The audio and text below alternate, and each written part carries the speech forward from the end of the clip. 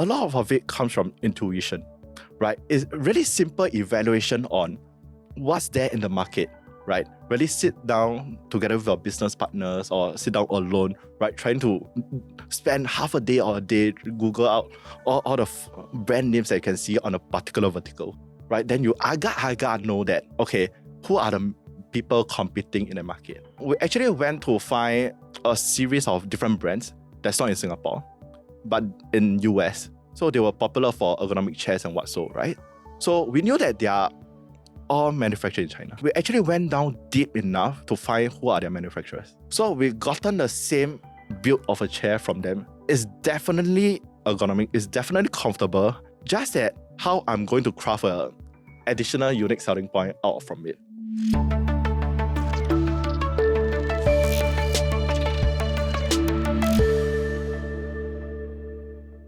Welcome to the Financial Coconuts, the business show. Apparently, this year, Reggie has a new goal. I have to open all the shows, even though I am just an occasional Natati Coco. No. Wait, previously I did open some shows. You always So it's open been a our long episodes. time since I've recorded, We but have not yes. seen each other for 2 months already. Yes. Not that I At miss him or first anything. he wanted to record more in December. Yeah. Then I'm like, Then Justin, he having I a don't nuclear want. meltdown I need I need a break. Too much client work. I'm very tautier. I need to breathe. Too much Yes. client work means a lot of money rolling in. No. So that's why yes. you see him, right? Yeah, wardrobe upgraded. Don't know what luxury brand he's alamak, wearing. Yeah. Flashy Okay, t-shirts today we and- are upgrade guests. Heart pivot. Yes. For our audience that don't know you, maybe you can share with everybody. Yeah, hi everybody, I'm Jake. So I actually founded Ergotune with together two of my best friends from Poly, Joshua and Damon. We started off bootstrapping the company with, I think, only $500 out from our pocket Oh, each. serious? Yes. And we managed to grow Ergotune and also Everdesk, that company to a 2 million small giant within Singapore within 3 years, right? And we were lucky enough that we actually got acquired 1 year later for a 8-figure sum. And to recall it back to that time, right? Like, I really miss those days where we were really hustling really hard every day. Are you Didn't know sure what to not? do. Are you sure? Are you sure you miss those days now? Hustling hard and not knowing where except this for- will go. Except for the times 你 where 想好 except for the times where we had to actually deliver the tables and chairs to the client's home Okay. and take out our like barang, right? The screwdrivers, the drills, and start installing for them. Okay, I don't miss those days. Okay. And you were doing it in an apartment, right? Was it one of your co-founders' apartment before you had a facility or something like that? So initially, because we were all good poly friends, right? I went to NTU, and fortunately, NTU business is 3 years, right? So they went SMU and NUS. After that, right? So I graduated first, so I started calling like both of them, say, "Hey, bro, you want to start a company together, right? Because I don't want to work." And to be honest, my starting pay that the offer that I received, right, was not bad. I think it was around 6K. Oh, that's pretty Yeah. good. Management consultant. No, in the finance industry. So I studied banking and finance. So I told them that, okay, I didn't want to work, right? Because maybe I'm single and I have no burdens back then, right? Girlfriends and what so, right? So maybe I could start something up together with them, right? So I called them, they said, okay, why not, right? So fortunately, Joshua studied in SMU information system, right? So coding was a big thing back then, right? It was like 2016, I think. Then after that, I say, bro, you know how to code, right? Then why not we start a 2 days coding bootcamp? So at the end of it, as long as people has a website, I think we'll accomplish the mission, right? And people will reach their goal, right? They just need to know how to build a website. So, okay, then he said, okay. Then after that, what we did back then was we just started advertising on Facebook. Whoa, we were surprised, man. Back then, Facebook was really the gold mine. So within, I think, a week, I remembered vividly, I was on a trip together with Joshua on his parents' car to KL. Then I received a notification on my phone. Someone signed up for our coding bootcamp, right? And we were charging like $599 back then. And the instructor is this Joshua. It's Joshua, right? who's still a student in SMU, graduating student in SMU. And people still sign up. So we're like, okay, we have Did something you over there. package this Joshua lah? Of course we did lah, right? Okay. But we really spent a lot of effort to really craft out the material to ensure that the participants really get what they really wanted, right? So after that, I think a week later we filled up a class. So we continued this, right? For we came out with Facebook advertising course and what so. And then Skills Future came in. Then okay, we're doing okay money. I think within a year we did around $1 million in revenue. That is pretty okay money. It was still okay, still okay, because we were spending a lot on ads as well. Then I think it was when Skills Future started. Then we were booming for a while, for a few months. Then you started seeing all the big organizations, institutions like NTU, NUS, Singapore Poly, all of them came into the adult learning space, right? Even like coding bootcamps from US, from Silicon Valley, they were coming into Singapore to grab that pie. So we say that, okay, we can't compete lah, bro. Right? We don't even know what we are doing. What we are doing, okay, we deliver the best value for our students, right? But on the front on competing against these giants, we didn't know what to do. We started asking ourselves, okay, what I want to do next? Then Damon said that I wanted to buy a standing desk in Singapore. But then all these companies are charging me like 2K. And like I have to email them, then they send me a PDF quotation, all this, right? Back then, e-commerce was still in a very new beginner stage, right? So we went to Alibaba and see. Then we realized that the cost price is like, I think 100 USD or what so, or even lower. Then we said, okay, we might have something here. So we use all our skills that we learned during our first business, right? So we built our website. We have no inventory. We started with Google Ads, like buying the keyword standing desk Singapore, ergonomic desk Singapore, right? And see whether there's people clicking through. Hey, really got people click through. And they started buying from our website. I think around 2 weeks or so, right? We had like 30K of sales. Then we started panicking again. Because you had zero panicking through inventory. life. Those are good problems, right? Yeah. So we started panicking again, okay, because we have no inventory. All we wanted to do is to really test whether this business idea is viable. Then we started calling each and every customer and said, excuse me, because there's some delay in our shipment, right? Can you wait for another 2 months? But then we'll give you a 30% off. So we calculate a bit lah, right? It still makes sense to give that discount to them. So we took that initial capital from the sales and we went to buy stocks. Then what we realized is, okay, all these mother furniture, right, are so huge, right? I can't put it in my house because my small little HDB flat cramps like 4 people living in it. Then Joshua just nice have a spare room in his parents' home. So he said, okay, bro, we'll put it at your storeroom first. Then he said, oh, okay. Then that was when we started using his Then you all room. turn up with this like big lorry and then the uncle auntie was like, what the hell are you all doing? Bro, you know that when we started, right? We actually rented a van. Then we said, okay, let's go do delivery. Like that was the first delivery. Then Joshua said, okay, because I was teaching Facebook advertising back then in our previous company. Joshua said, okay, since you are busy, I'll go deliver. Then he himself went to use that van and went to deliver to like, I think 15 locations in Singapore. And mind you, it's not only delivery, it comes with installation as well. So imagine like one table is around like, I think 30 to 40 kg. That poor dude have to carry everything up to that trolley, push it up to that house. Then after that, started finding like which unit is it. Then take out his drill and start drilling and start to assemble everything. Yeah, that's how we actually kickstarted this business. So the 3 of you went to China and got your... How do you select? How do you know which manufacturer to order from?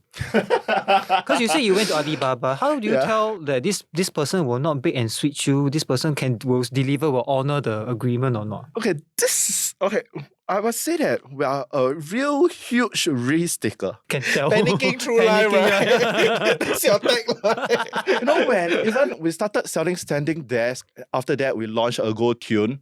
I think for 2 to 3 good years, I have never met my suppliers at all. Serious? I have never met them at all. So we were really lucky that we didn't have to face that situation, right, where somebody tried to scam us, take the money, bait and switch and what so. But we did our due diligence. Like really even on Alibaba, right? We see what's their company. Then after that, we try to Google their company's name and what so, right? Then we try to email them, see if they got a reply or not. The domain name, is it like belongs to who? Then you go to who is like and try to find what's the company linkage to that. Okay, we did some background search, but it was all online. Because you were mentioning but I think before Ergotune there were two other brands, or you rebranded something, right? You first started out not doing Ergotune kind of series, right? There were two different things that you were doing. I mean, it started with standing desk, right? Yeah. And then what happened? I think it was back in my university days, right? I started off with dropshipping. Those were the fun days, right? Where you just create a listing on eBay on whatever products that you see on Alibaba.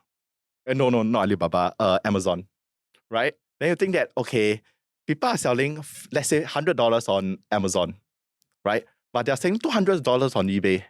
And you think that there's a margin to capture there. So you just list it on eBay for $180. Then when people buys it, then you go order on Amazon. Then you ship it directly to them. So you earn that $80 spread in between. So I think I was earning okay money during my uni days also, just doing that. How much were you making? I think on really good month, I can make a few thousands. Oh, But that was a really short period of time. of course. Arbitrages always close. Precisely. Yes. Right? So I think that helps me to really pay off my tuition fee. What the Not bad. Wow. Okay. Yeah, also because I wasn't taking any pocket money from my parents, right? And yeah, how did standing desk become like Ergotune? So we started off with selling standing desk. Joshua broke his back. one of the shipments like, hey bros, cannot lah. What is this too heavy? We need something lighter. But Joshua is having a bad back now. Still, right? But I think it's an intuition that comes naturally to us, right? That okay, standing desks were doing okay, but what's the next thing that we can sell? Obviously, a chair. Right? So we say, okay, then let's do a office chair and what so.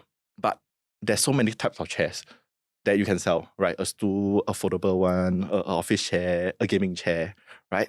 So that's how Ergotune came about. How do you position Ergotune? Because obviously you have your different peers in the market, right? You're not the first one selling ergonomic. Back in 2018, 2019 period of time, Shopee wasn't popular, I think, right? So the only thing that you can reference from are office chairs that are being sold by some of the older companies in Singapore, right? You go there, see.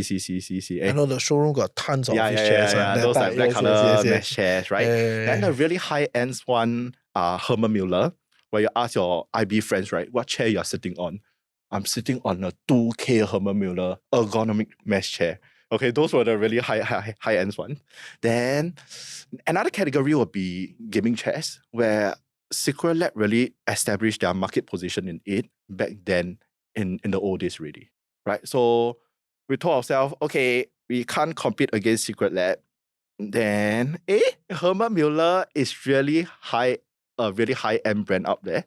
But it seems like a lot of companies or like consumers in Singapore don't really know about Herman Miller. Yeah, so that's when we decided, okay, we are going into the ergonomic chair space. Okay, before you dive deeper into the ergonomic chair, right? Actually, I realized that you have some perspectives around like trying to find a loophole, or like trying to find a space that is like not as crazy in terms of competition, right? Can you kind of expound a little bit on that? Like in your evaluation matrix, it's always like there's a giant here, they have a big war chest, we'll avoid that. And then there's this thing, looks like there's a gap. Let's try to play this, so you kind of already have this frame of mind on deciding where to go, and how to which opportunity to tap, or which is a true opportunity and which is just your own fallacy of like, there's an idea here. Right? So how do you look at these things, I wish that I have a framework for you, right?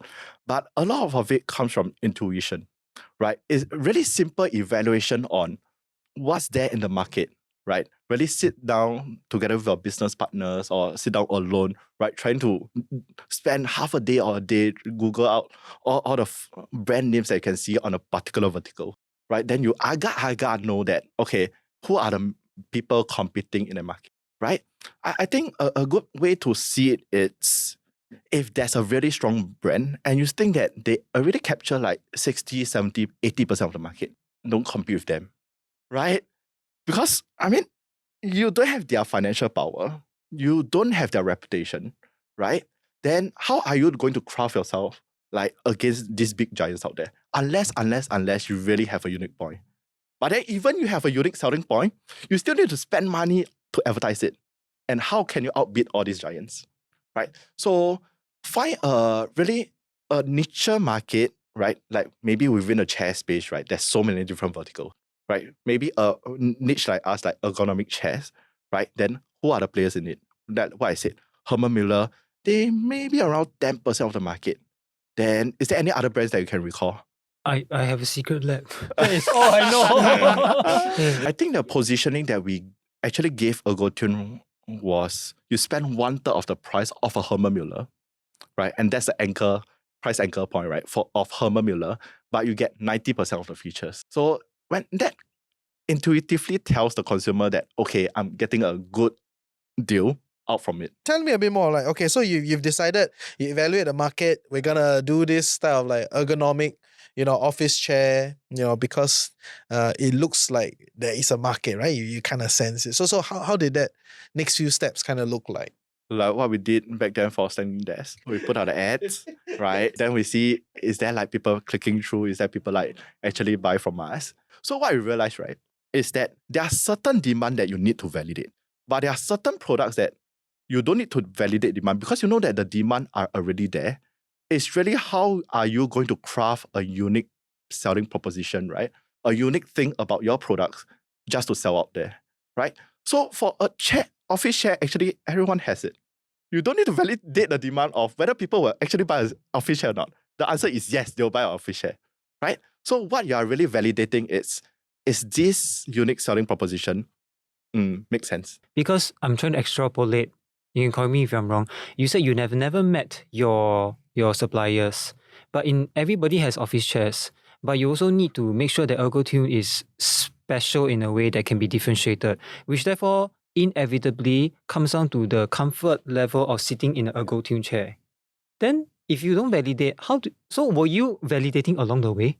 You were selling something. Were you selling something that you have not, the angle of the everything, you did not do research yet. You just sell, and then wait for. I wish I have the resources of Ergotune now back then, right? But we didn't.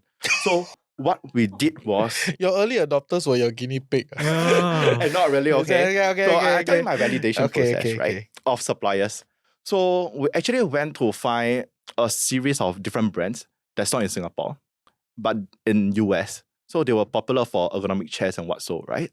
So we knew that they are all manufactured in China. Cannot be made in the US. Precisely. Okay. We actually went down deep enough to find who are their manufacturers. So we've gotten the same build of a chair from them, which actually the baseline is there already, right? It's definitely ergonomic. It's definitely comfortable in a certain way, right? Just that how I'm going to craft a additional unique selling point out from it. Then the story makes sense, right? Essentially, there's already established brands. They have a manufacturer. You go and look for the OEM guys, right? Okay, then how do you, if you don't mind sharing, how do you find these OEM guys? Okay, it's a kind of an industry secret, but okay, there's a way that you can go online, right? Really to put in a certain company name or address or their main company, right? And you try to see where their shipment is coming from. Then as long as you know that where their shipment is coming from, right? And who actually sent out the shipment, then you know that, okay, this guy is Aga, their manufacturer. See, this is what this show is for. This is the real insight. Okay. So you've found the product, kind of, like you said, there's no real need to validate the market because everybody already, needs a chair, right? You're not selling a brand new product that the market's unfamiliar with, but you found your source.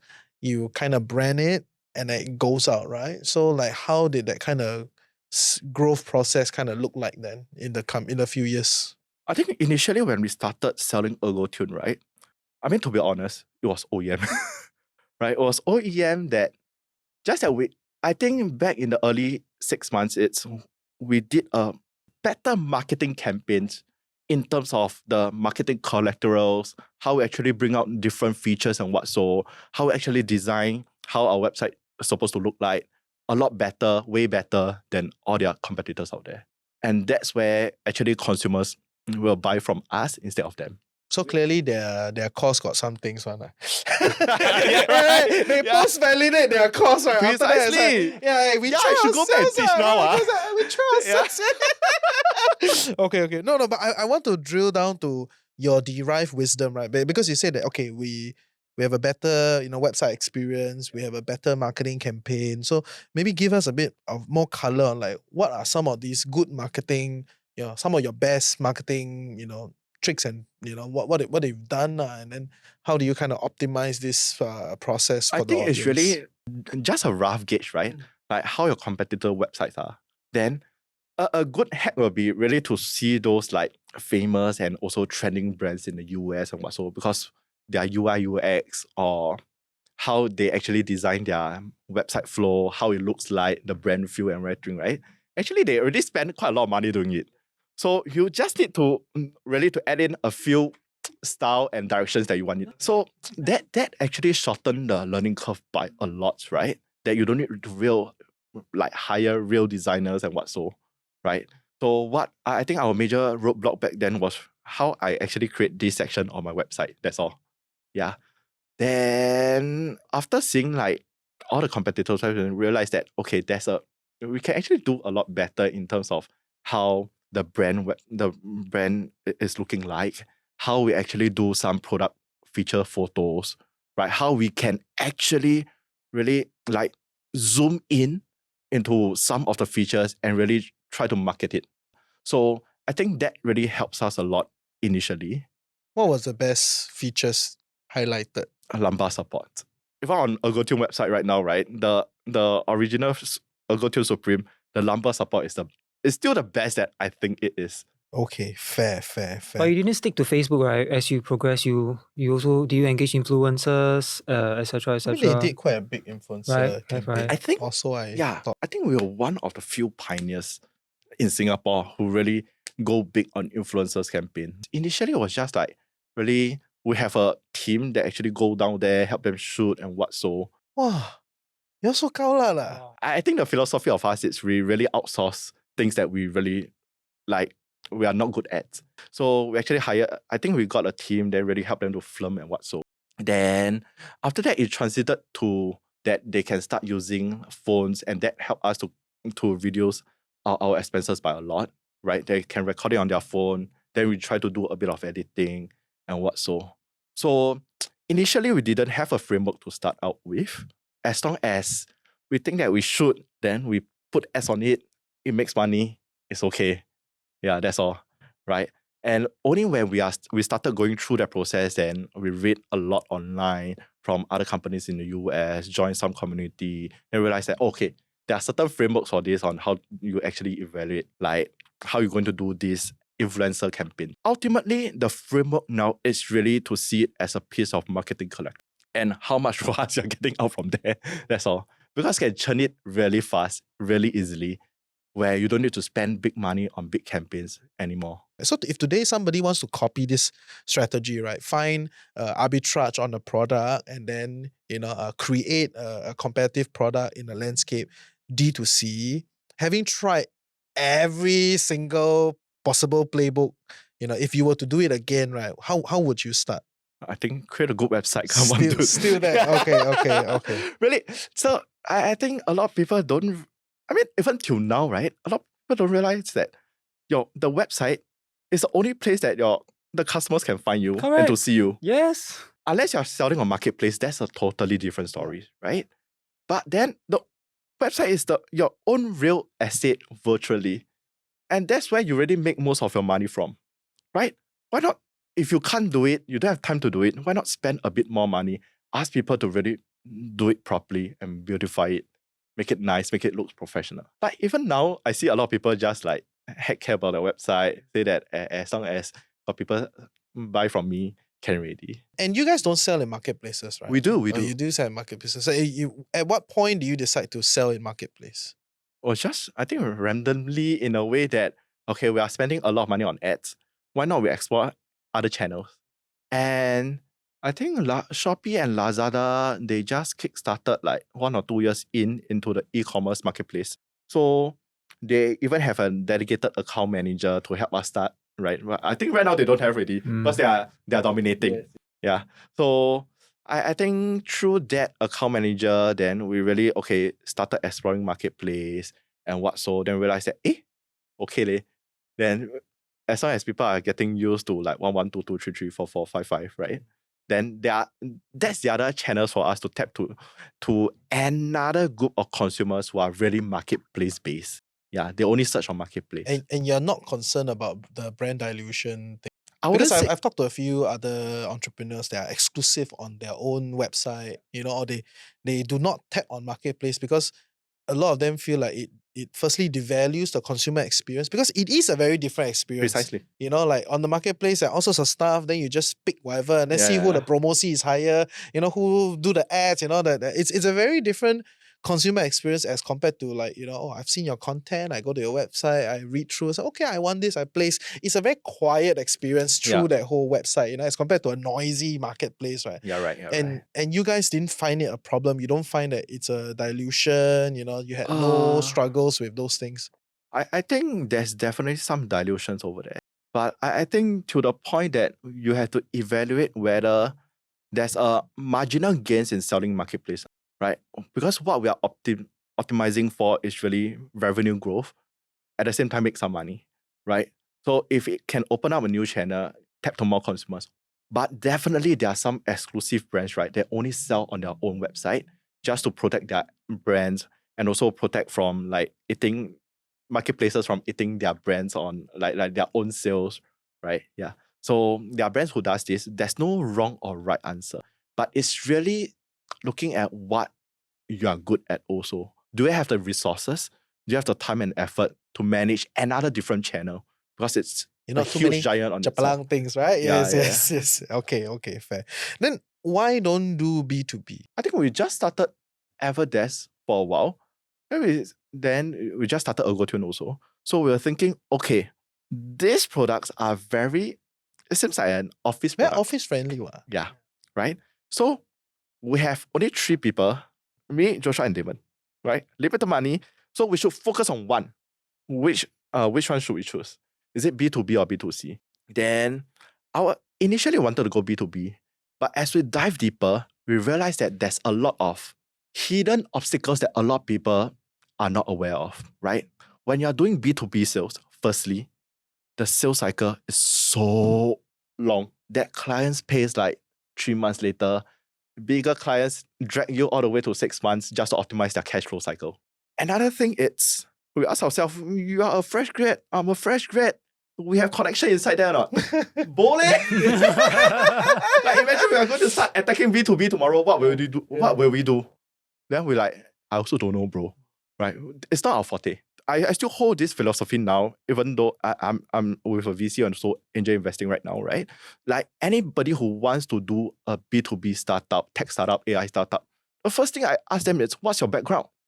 Do you have connections within the industry to tap on, to really start marketing or stuff? If no, I mean, bro, you're on you're on a super uphill battle, man, right? So that was a simple checklist that we did, right? Long sales cycle. We don't have connections within a B2B space, right? We don't know how to navigate that space. That's it. We are really glad that we chose the B2C space because our natural intuition is, if they buy it for their home, maybe they'll recommend it to their boss. Yes. And buy it also. Right? Makes sense, right? Yeah. Okay, so we are good at website, we are good at advertising to consumers. Okay, we focus on B2C. And that logic appears to be true, right? Because after we are doing so good on consumers front, like big companies started looking for us. And that's where we really panic again, right? Hey, how do I do a We gotta B2B? tender this thing. We gotta design with the a- structure thing. Design a structure, the office floor plan, go there, mark How the many floor. do I really need? Then after we went through it, I think we were doing with Far East organization. They gave out their tender to do up their office space, and we went for that tender also. Wow, then we got that tender. That's when we panic again. Why? Because you don't know what's the process inside. And when you are dealing in the B2B space, right, when you're dealing with different vendors, let's say for my industry, I have to deal with the office manager. I have to deal with the building management. I have to deal with the overall project manager, the different vendors coming in at different time to do the flooring, to do what's that called, the office partition, etc., etc., etc., etc. Right? That was something that we didn't know also. We just figure it out along the way. But I mean, that's the hidden obstacles of the entire B2B cycle, right? You don't know what are there for you until you are really in it. So if you're someone coming with a B2B background, familiar with the industries, know a lot of people within the industries, maybe if I'm coming from an office furniture background, maybe I'm a ID for office space or what. So maybe I'll choose the B2B side, right? Because that's a space that I'm really familiar with and I wouldn't touch consumer. But back then, looking at our background, we don't know the B2B side. We're good at consumers. We just do consumer.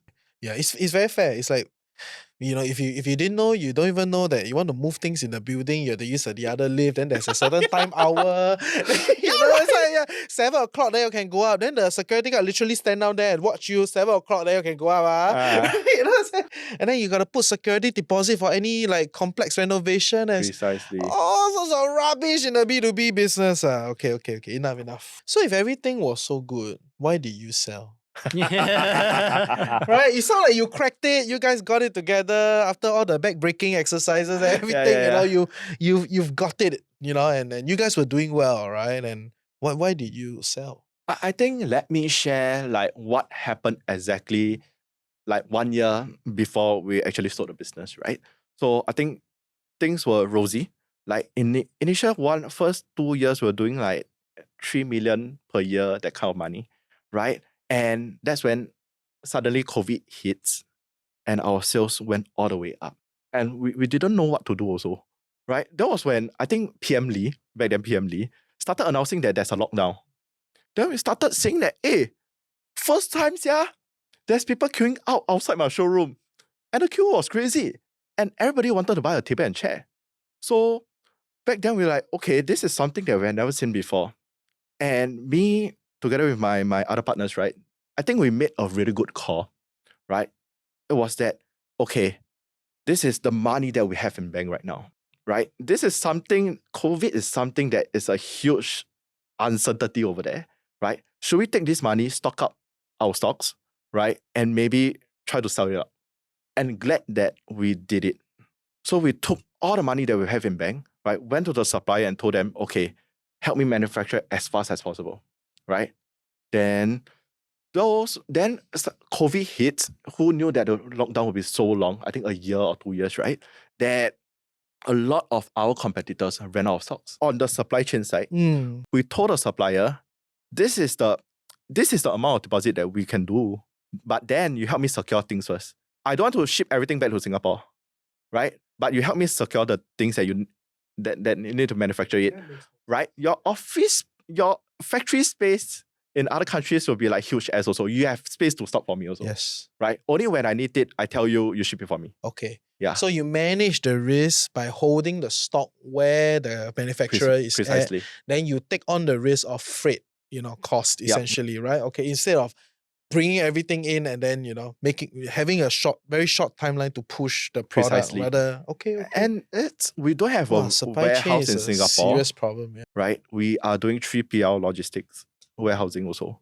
Right? So we knew that if we bring everything back to Singapore, the cost will be... Your logistics cost will be nuts. Yeah. Okay. And you made it through, so why you sell? Yeah, so why you sell? Yes. Yeah, so then suddenly there's this business model that's became really popular in US, right? And it's called e-commerce aggregators. And there are several startups in US that raised like hundred of millions, right, of funding because interest rate was really low back then, right? All these startups could really raise money easily from VCs and all the PE funds. So this model was really popular. After that, it came to Singapore. Just happened that one of the company actually contacted us and asked us if we are interested to sell. Then we were like, okay, this opportunity came by, then we really sit down, the three of us really sit down. It's, do we really want to sell this? Do we see ourselves doing the same company for another 10 or 20 years? Then we said, no, actually our interest really lies in really to find an opportunity, carve out a good business, do the best for our customers, right? Then after that, it doesn't have to be in a very specific industries or verticals. So we ask ourselves these questions, and after that we say, okay, we can really think about selling this and actually move on to see what we want to do next. And on a personal note, because all three of us are not from well-to-do family also, right?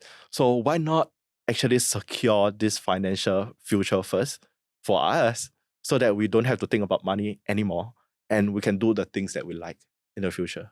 And everyone was in unison. So easy. Definitely not lah. There are some arguments lah, right? Say that we built this from scratch, right? This is 我们 our 白手 baby. 起家, this is our thing, you know? Yeah. And I mean, after like a few nights, maybe a night or a few nights, I don't know, of thinking it through, right? Then we realized that, okay, actually, we shouldn't be so sentimental about it. A business is a business. When the price is right, and as long as the acquirer, right, is continuing what we set out for the business is fine. Okay. And how do you know that you sold at the right price? The price is As long right. the price is right, right? As long as the price is right, yeah. Yeah, it's like they'll tell you that, okay, P ratio, or maybe your CM3 times 3, that's a good price to sell. But whether the price is right is really how you actually think about your company and how you actually value adds to the acquirer. And how you determine value is very hard to say, right? It's really about that additional value that you are bringing him or her, right? Other than the numbers on the paper, right? So are you bringing that kind of synergies that he or her cannot find out there in the market, right? Are you bringing her the kind of customers that actually helps all the other portfolio companies to sell 20% more, 30% more, 40% more, right? So these are the values that you have to find out yourself. And your fellow D2C brands, you know, like because cannot 酸销 people, but I would argue that arguably you guys sold at a good time, you know, because after that, I think so-called the market, you know, revert back to mean, you know, most people, I mean that there's definitely a lot of people that buy online, but I also see the reversion back to Definitely. retail sales, you know. So that whole D2C kind of like it's not as hot anymore. And when VCs don't talk about it, you know something is happening. Right? So like what about your other, you know, fellow D2C brands, you know? I think back then when we have that first call, right, that people wanted to buy us, then we tried to Google their business model. Then we realized that, okay, they are in the space of acquiring other D2C companies also. So we started checking out with other D2C founders in Singapore to say that whether this person actually call you also. They say, yes. Then we say, then what's your thoughts about it? Then a lot of them said, okay, we're at our peak. We'll grow even bigger. Okay, that was like 2021, 2022, 2021, where no matter what artsy palang stuff you're selling online, D2C you are doing, as long as you're selling online, you are definitely at your peak. So the future, like you see beyond 2021 will be like rosy. I'll dominate the world, right? That I'll become a regional brand, after that a worldwide brand that every single household in this world has our product in their house, right? So we'll cut all the contacts we have. Then we realize that, okay, they are very optimistic about the future, but then they are not willing to sell. So I think we have an edge over there, right? So then we use that to nego a bit. The company that acquired us needs to spend that money also because they gotten VC's money, right? And you can't just put that money lying there, right? Back then interest rate was like less than 1%. Just earn bank interest, man, cannot be. That's why it ended up in a VC, right? Yeah. Yeah, so we knew that we have our edge. Then, I mean, on the high side, we sold at a at the best time that we can ever have.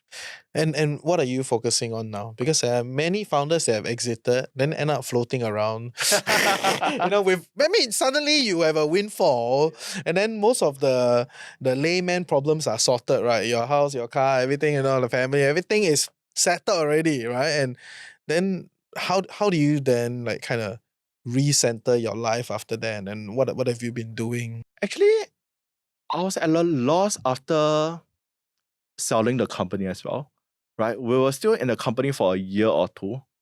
But then after that, when we left the company completely, I was at a loss. I didn't know what to do also, right? But then I think a good lesson was I get to know during that period where we were transiting, that 1 or 2 years, is I get to know a lot of other exited founders within the space or in other tech companies also. It's like I see two very different different spectrum. One is they both sitiam. Right? I exited this company, 6 months later, I'll start a new one. Then I'll raise money again. Then The game cycles again. Yeah, I'll do the same thing again and again. Right? The other side of the spectrum are people who actually do some things on the sideline, but then they are seeing what the market is behaving. So they are not in a rush to get into something new also. Right? So like after I exited, it's like my next thought was, okay, what should I start? Right? I should start a new company doing new things also. Right? Because you kind of lost your identity already. Right? I'm no longer a founder. I'm no longer have my own company. I'm no longer a tauke. Yeah, in a way. Right? I have to find an identity for myself. But 2 years later, like until now, I'm glad that I chose the later path, where I've been dabbling with a lot of different stuff. I started angel investing. Then I also joined a VC as LP and also industry partner, right? I also started off like investing in other cash flow companies. And that really opens up a whole new world for me, right? Because back then in Ergotune, my world was so narrow, right? All I knew was the delivery guy, some of the partners, IT sales guy, that's all, right?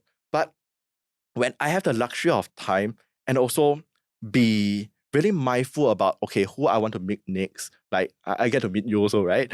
Who I want to meet next and what I want to learn from this person, him or her, right? It's I get to know that, okay, the world is so huge.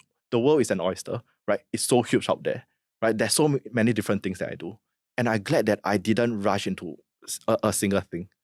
And right now, I'm in the capacity of like an investors, but at the same time, like 49% in some other companies that I invested in where I put in money and also some of my resources, right? And it's generating good cash flow that helps with my money, like bills and what so. But at the same time, I'm starting some other new businesses with some of my good friends also. So I think that gave me the capacity of time and also that mindfulness about how I want to spend my time and money and effort on things that I really enjoy. So what are you betting big on in the next 2 years? That's a good question. Yeah. I know. Can review your bets, you know? Don't need to. I mean, share some don't. thoughts. Yeah, but I mean, industries or ways of doing business or, just globally what do you think speaking. is interesting? I think one very interesting thing that I'm seeing nowadays and how consumers behave, right? It's they are really taking care of their health, wellness and health, right? I think it's a whole big industries that there are so many things that we can do about it. I think look at the major trends, right? People are getting older. That's the first thing, right? And when you look around, it's like you notice that bars, pubs, nightclubs are all closing down. And there's a reason for that. Because people not that people don't have money to spend, they have money to spend, but they are not spending on alcohols. Cold plunge. Right? They are spending money on gyms, BFTs, High Rocks. Yep. Wow, High Rocks is a whole piece. I want to own High Rocks. Yeah, but anyway. precisely. Yeah, And you realize yeah. that people are spending money on all this like health and wellness thing. And this is a huge trend to look out for even for the next 5 to 10 years. Yeah. But of course, like people tell you about AI, right? But AI, you can see that the adoption is wide and huge right now. Even like any uncle, auntie on the street, you ask them, they maybe have a chat GPT on their phone, right? That helps them with their cooking and what so. But whether a single dominant player can rise up from there, it's hard to say, right? And me, myself, I don't come from that tech space, right? Yeah. So But you I can have a invest few in a small cold bets. plunge chain, right? I feel small bets in some of the smaller AI companies or AI related companies, right? But then if you are someone looking out to really start a new AI company in this space, it's really, I mean, Justin know this, right? Is that it's really competitive out there. Any other founder, they have an AI related company. Yeah. So it's really competitive out there unless you really can outspend your competitors in dominating that verticals, or really you can come up with something really unique about how you're going to play with your AI agents and what so, which is hardly unlikely, then I mean, for a new startup founder, it's tough in that space. Okay, great. That was a great conversation, you know. At least he's not panicking anymore. Yeah, He's not panicking through life. He's very chill now. chill. Okay. So if our audience would like to connect with you, where is a good place? Is it LinkedIn? Is it Instagram? Yeah, my Instagram is private, but then connect me on LinkedIn. Jake, Jake, TJK. I think that's my LinkedIn handle. So I think feel free to DM me if you're a startup founder or you have any questions. Yeah. He needs But deal I'll flow. try my best to answer. Yeah. You don't post that frequent anymore. Your last post was like 1 month ago. You used to post a lot. Bro, already fired already. He retired already, right? No, I was testing what kind of new people that I can meet on LinkedIn also, right?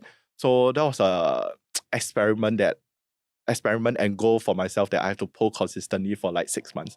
And I did that, and I get to know a great bunch of different individuals also, right? Then I knew that, okay, that's my cap also. Yeah, I can't really spend a lot more time and effort to meet new individuals also.